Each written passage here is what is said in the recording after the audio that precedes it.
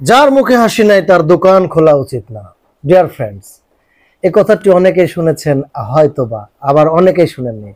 যারা দোকানদারি করতেছেন, যে কোনো বিজনেস করতেছেন, অথবা যে কোনো মানুষের সঙ্গে যে কোনো একটা বিষয় নিয়ে আপনি ডিলিং করতেছেন, তাদের জন্য আজকের ভিডিওটা মোস্ট ইম্পর্টেন্ট হতে চলেছে। ডিয়ার ফ্রেন্ডস, যারা আমাদের পরিবারের সদস্য হয়ে আছেন তাদেরকে অসংখ্য ধন্যবাদ। আর যারা এখনো আমাদের পরিবারের সদস্য হননি তাদেরকে বলতেছি, এখনই আপনি আমাদের চ্যানেলটিকে সাবস্ক্রাইব করে আমাদের পরিবারের সদস্য হয়ে যান, কারণ দারুণ দারুণ টিপস এবং দারুণ দারুণ ভিডিও আপনি সবার আগে পেয়ে যাবেন ইনশাল্লাহ। তাহলে চলুন আজকের আলোচনা শুরু করা যাক। আজকের আলোচনা হচ্ছে বিজনেসের 3টি সূত্র আপনাদেরকে দিব, যে সূত্র আমি দেখছি আমার লাইফে পরীক্ষা করে অনেকেই জানে না, অথচ 20 বছর ধরে বিজনেস করছে অথবা 10 বছর ধরে করছে, আবার বলতেছে ভাইয়া আমার বিজনেসটা না, আমি 20 বছর ধরে বিজনেস করলাম কিন্তু কিছু করতে পারলাম না, আমি ডেভেলপমেন্ট করতে পারিনি। অনেকে অনেক কিছু, 5 বছরে উনি অনেক কিছু করছে, আমি 20 বছর ধরে বিজনেস করছি কিছুই করতে পারলাম না। তখন আমি ওনাকে বললাম, আপনি কি বিজনেস বুঝেন? উনি বলতেছে, বিজনেস তো বুঝি, কিনি বেশি মাঝখানে লাভ করি। ডিয়ার ফ্রেন্ডস, এতটুকুর মধ্যে বিজনেস কিন্তু লিমিটেড না, আবদ্ধ না। যেহেতু বিজনেস হচ্ছে উদ্যোক্তার সেকেন্ড একটা পার্ট, মোস্ট ইম্পর্টেন্ট একটা জায়গা, কারণ আপনি উদ্যোক্তা।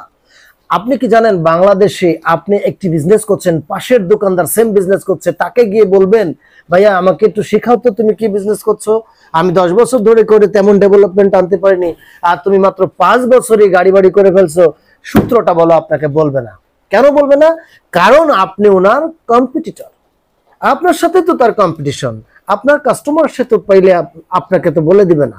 ডিয়ার ফ্রেন্ডস, একমাত্র বন্ধু মাসুদ পারভেজ আপনাকে প্রাণ খুলে গোপন রহস্য আজকে বলে দেবেন ইনশাল্লাহ। খুব মনোযোগী হন, আরো মনোযোগী। ডিয়ার ফ্রেন্ডস, প্রথমেই আসি, বাংলা দিয়ে আমরা ব্যবসা শব্দটাকে লিখে ফেলি, তাহলে কি আসতেছে? বয়জফলা বদন্তি সহায়িকা, তার মানে ব্যবসা। তো এই 3টা অক্ষরে দারুণ একটা মিনিং আছে, দারুণ একটি অর্থ আছে, যেটা আমরা 90% বিজনেসম্যান বুঝি না, উদ্যোক্তারা বুঝি না, যার জন্য বিজনেস হয় না। ডিয়ার ফ্রেন্ডস, বয়জফলা শব্দের অর্থ হচ্ছে বিনয়, ব্যবহার এবং ব্যক্তিত্ব। এই 3টা জিনিস আপনাকে ধরে রাখতে হবে। আসেন এই 3টার অর্থ আমি একটু করে খুব সংক্ষেপে আপনাকে বলে দিই। দেখেন, বিনয়, আপনি কার সাথে, মানে আপনি দোকানদার অথবা আপনি যে কোনো একটা বিজনেস করছেন, কোনো একটি প্রোডাক্ট আপনি মিডলম্যান, আপনি নিচ্ছেন এবং ক্রয় করছেন, সেল করছেন, পারচেস এন্ড সেল, মাঝখানে আপনি একটা প্রফিট করছেন।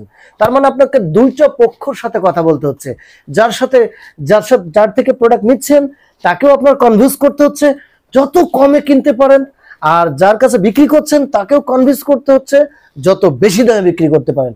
বিষয়টা তো খেলার তো এই জায়গায়, তাই না? তাহলে আপনাকে বিনয় হতে হবে, এই ব্যক্তির কাছেও আপনাকে বিনয় হতে হবে, এই ব্যক্তির কাছেও বিনয় হতে হবে, এই ব্যক্তির কাছেও আপনাকে কি হতে হবে?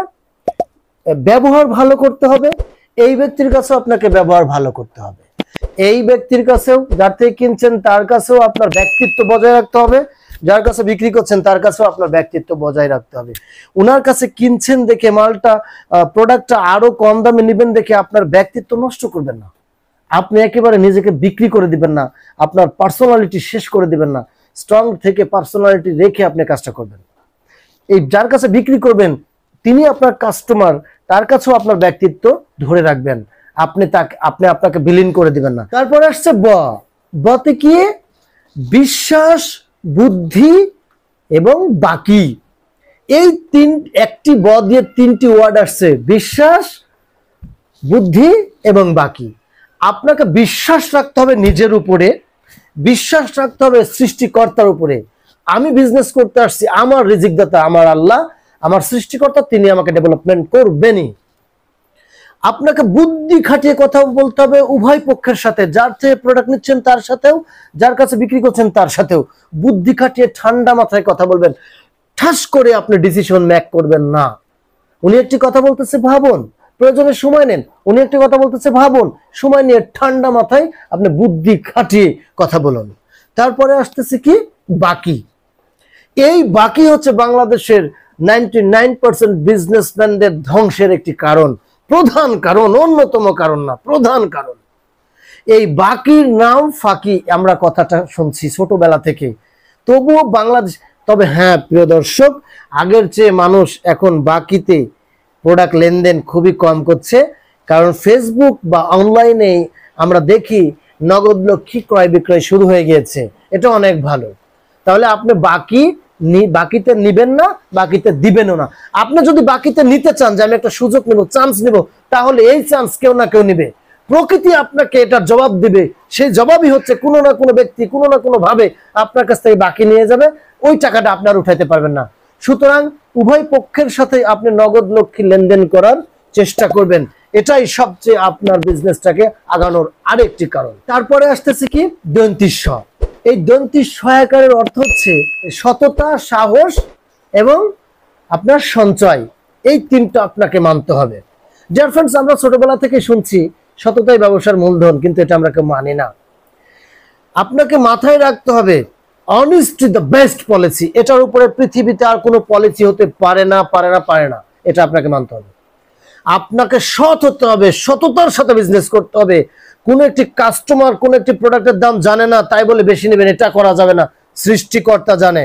ওভার প্রফিট করবেন না, আপনাকে ওভার প্রফিট করাই যাবে না।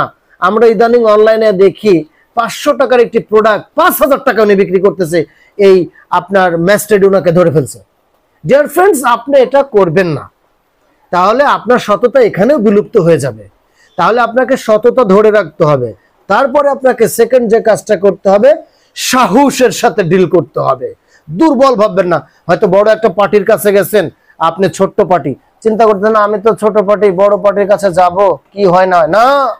আপনি যত বড়ই ছোট, যত ছোটই পার্টি হন না কেন, আপনি তার ওই মুহূর্তে বায়ার, আপনি তার পার্টনার, আপনার মাধ্যমে সে প্রফিট করবে।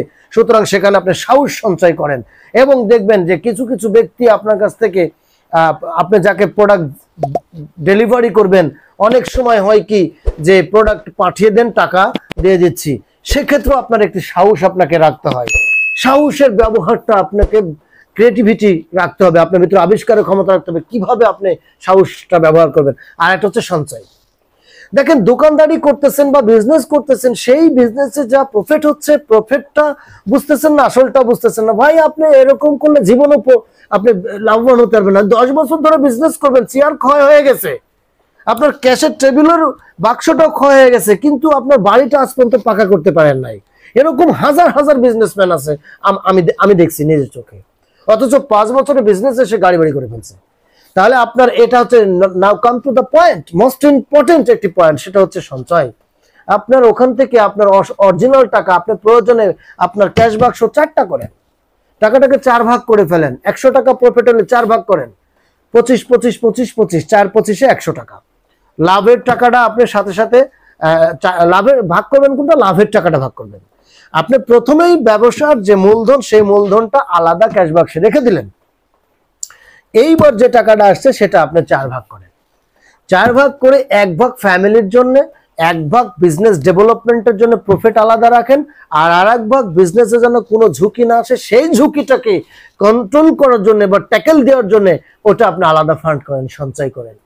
তাহলে দেখবেন ইনশাল্লাহ আপনার বিজনেস কেউ ধরে রাখতে পারবে না। আপনি 100% এই সূত্রটা যদি আপনি মানতে পারেন, আমি চ্যালেঞ্জ করে বললাম, বাংলার জমিনে এমন কোনো ব্যক্তি নাই যে আপনাকে বিজনেস থেকে বা আপনাকে উদ্যোক্তা থেকে বা আপনার সফলতাকে আপনার বাধা দিয়ে রাখতে পারে। আজকের ভিডিও আপনাদের কেমন লাগছে অবশ্যই কমেন্টস বক্সে জানাবেন। আমার আলোচনা কেমন লাগছে অবশ্যই কমেন্ট বক্সে জানাবেন। এবং এখান থেকে যে ভালো জিনিসটা হয়তো আপনি মনে মনে ভাবছেন এই জিনিসটা আমার বন্ধু পেলে ভালো হতো, অবশ্যই আপনি আপনার ফেসবুকে এই ভিডিওটা আপনি শেয়ার করে দিবেন, যাতে করে আপনার ফ্রেন্ড এটা পেয়ে যায়, সেও যেন আপনার মতো উপকৃত হয়। এবং আপনার সুস্বাস্থ্য এবং দীর্ঘায়ু কামনা করে বিদায় নিচ্ছি। তার আগে আরো একবার বলে যাচ্ছি, ডিয়ার ফ্রেন্ডস, অবশ্যই উদ্যোগ পরিবারের সাথে থাকেন। আর উদ্যোগ পরিবারের সাথে থাকার জন্য অবশ্যই আমাদের চ্যানেলটাকে আপনি সাবস্ক্রাইব করবেন। অনেক ভালো থাকেন, অনেক অনেক ভালো থাকেন। আল্লাহ হাফেজ, আসসালামু আলাইকুম ওয়া রাহমাতুল্লাহ।